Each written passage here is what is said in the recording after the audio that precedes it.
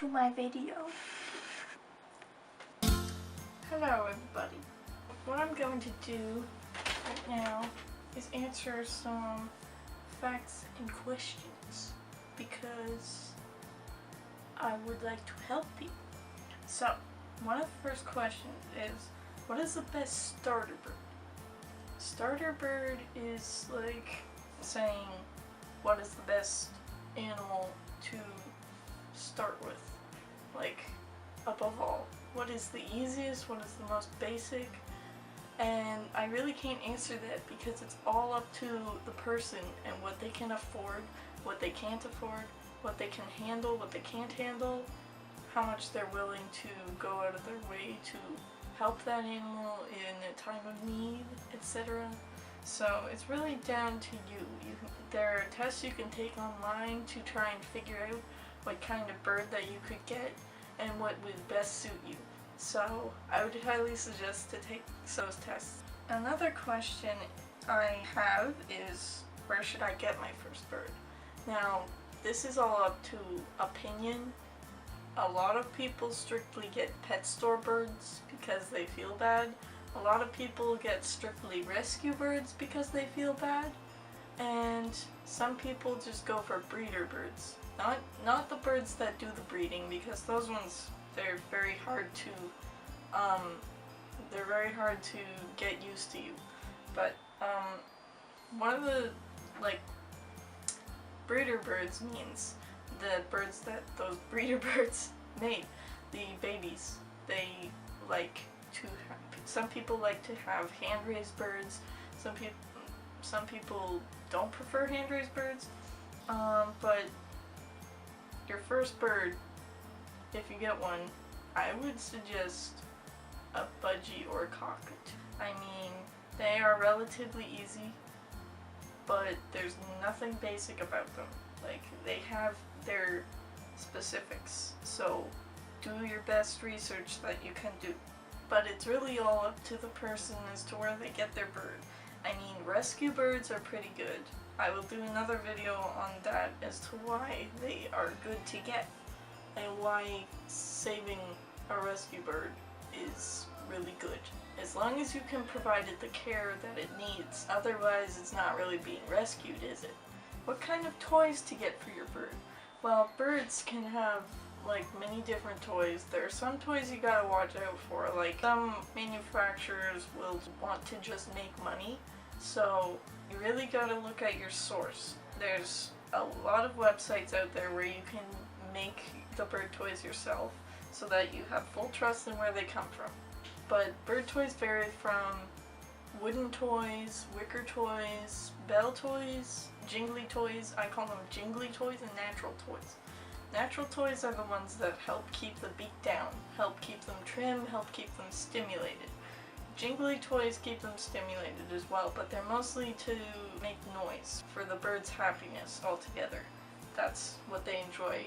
They like jingly toys. It's good to have a mix of each. And foraging toys. Foraging toys are really good to have.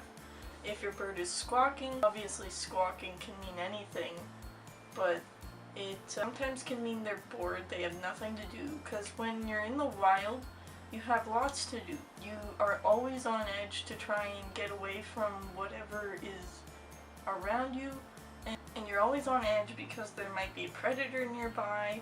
They're always out looking for food, always playing in trees, taking bark off, etc. They're always busy, that's the point I'm making. And they always have to look for food, and that's what keeps them in shape. So foraging toys are toys that you can put food in. You can even make them yourself. Some you get in stores, some you make yourself.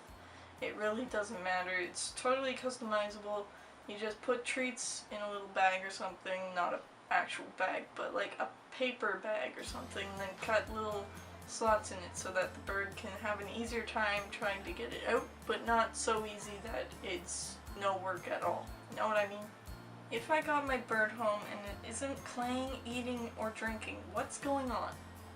This is part of the post-bird ownership questions. Well, obviously, you went to a new home and you had all these new things around you, and totally new people, would you be as open to talking to them and hugging them and just being open with them? Because in my view, I wouldn't do that. I would be uncomfortable. I would want to look around and just keep to my space, keep to my own space. So birds are the same. They like to keep to their own space until they get comfortable, until they get a sense of what the routine is like. When they know what the routine is like, then it will be easier for them. If it still isn't playing or doing anything after 3 to 5 days, then it might be good for a vet check. Especially if they're on the ground, not the ground, but on the bottom of the cage and they're puffed up, that's a good time to take them to the vet. My bird still isn't playing. Does it need a friend? If you're going to spend time with it and talk to it, it won't need a friend. If it's not playing, you might need to just get new toys. Because if you don't rotate the toys and switch them around and everything every now and then, they're going to get bored. They're not going to find any entertainment in those toys anymore, so they're going to get bored. So you just gotta keep up with the toys. And you can put old toys back in the cage too if you've rotated with new toys. It's just whatever suits our fancy. Even if there's a hook attachment at the bottom of the toy, you can even flip it around, and that's what makes it more interesting. My bird isn't warming up to me. Does it not like me? All these questions a lot. Like, that question is probably the number one question. Budgies are one of the top birds that are not so easy to tame, and people tend to think that the bird doesn't like them. That's not. My camera shut off on me, apparently. I don't know why, but I guess I need to make these video areas a bit smaller.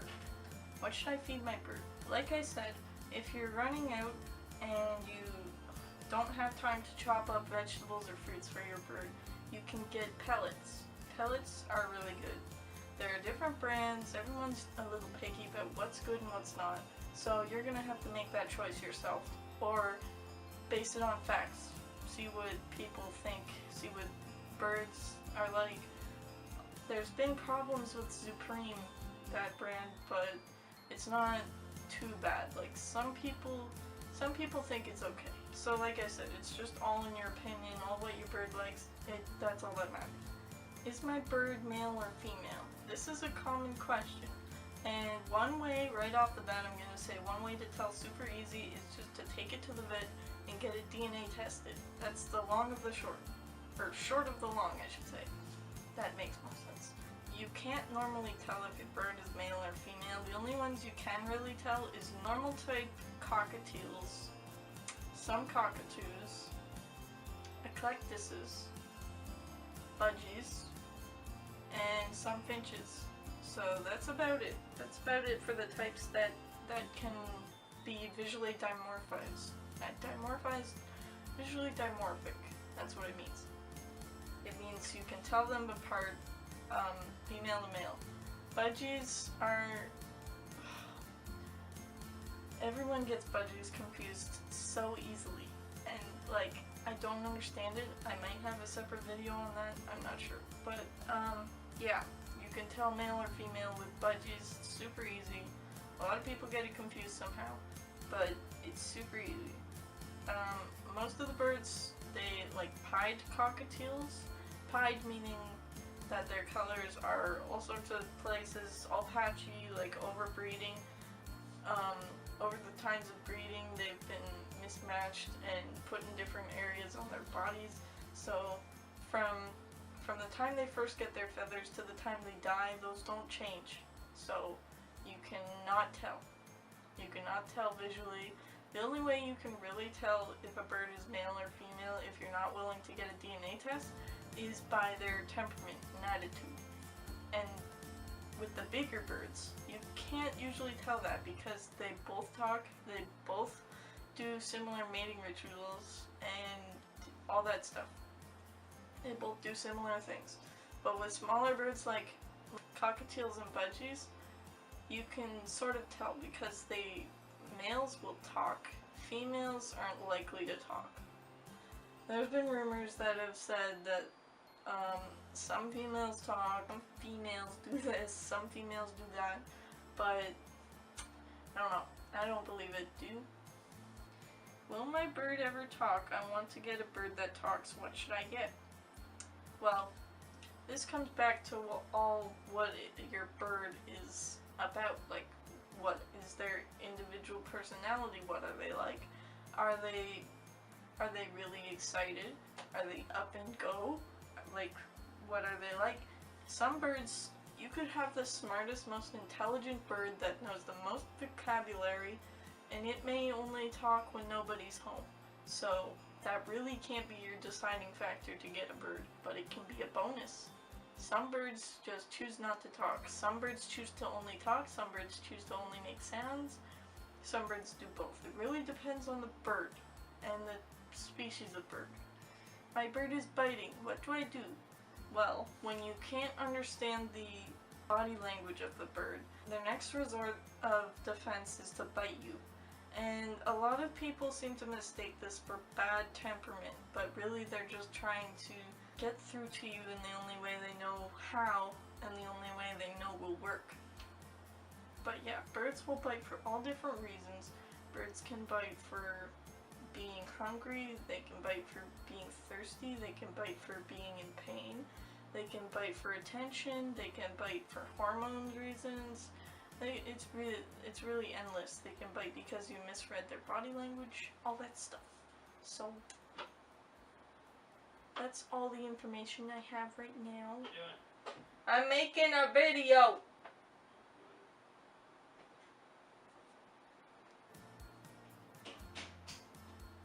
Anyway, that's all the information I have right now. Feel free to... What?